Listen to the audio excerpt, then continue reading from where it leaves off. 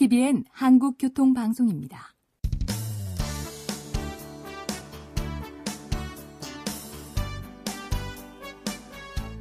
한문철 변호사의 교통사고 솔루션. 이 시간 진행의 한문철 변호사입니다. 여러분 안녕하십니까? 차가 없는 곳에서는 보행자는 우측 통행입니다. 하지만 차도 다니고 사람도 다니는 곳, 시골길, 보도가 따로 없죠. 보도블럭이 따로 있을 때는 그 보도블럭 위에 차가 안 들어오죠.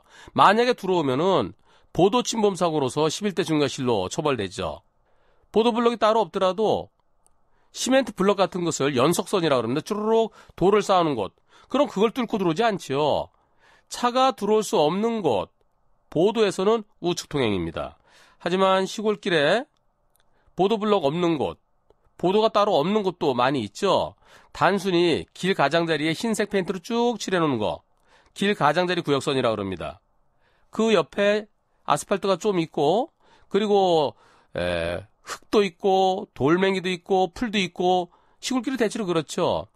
그런 경우 그 흰색 선 밖으로 걸으면 안전할까요? 그렇지 않습니다. 자동차 폭이 넓은 경우에는 그 사이드 미러가 흰색 선 옆으로 나오는 경우도 있어요.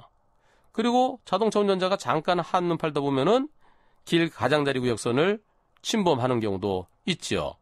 이와 같이 보도가 따로 없는 시골길 또는 이면도로, 그런 곳에서는 차를 등지고 가면 매우 위험합니다.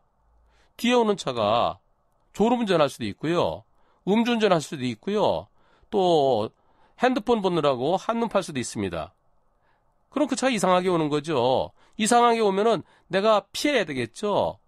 따라서 시골길, 보도가 따로 없는 곳에서는 차를 등지지 말고 차를 마주보고 가야 됩니다. 그래야 내가 얼른 옆에 논두렁으로 피할 수도 있죠. 그러지 않고 차를 등지고 가다가 차가 흰색 선을 벗어나서 사람을 때렸을 때, 그럴 때 보행자에게도 10%의 과실을 인정합니다. 왜 등지고 갔느냐는 거죠. 또 친구들끼리 둘이 같이 나란히 걷다 보면은 한 사람은 흰색 선 밖으로, 한 사람은 흰색 선 안쪽으로 걷는 경우도 있습니다. 그러다 뒤에서 오는 차가 때리면, 특히 밤에는 사고 날 위험성 크죠. 그런 경우는 왜 흰색 선 안으로 들어왔느냐라는 취지에서 과실 20%까지 볼 수 있습니다. 항상 차를 마주보고 걷는 습관이 필요합니다. 오늘은 여기까지입니다. 고맙습니다.